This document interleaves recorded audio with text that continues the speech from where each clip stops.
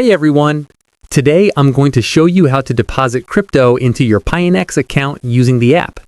This is perfect if you hold crypto on another platform or wallet and want to start trading on Pionex.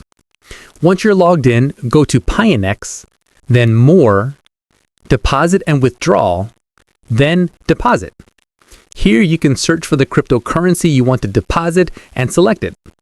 Next, you'll see a list of networks available for that coin.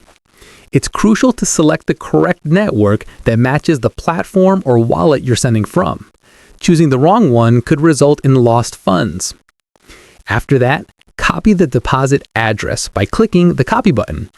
Then go to your other platform or wallet and paste this address in the withdrawal field.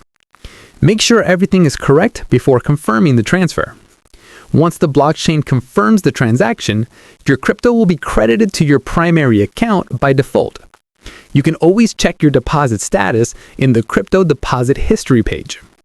Confirmation times vary depending on the blockchain and network traffic, so be patient. And that's all it takes to deposit crypto into Pionex. If this guide helped, don't forget to like, subscribe, and hit the notification bell for more step-by-step crypto tutorials.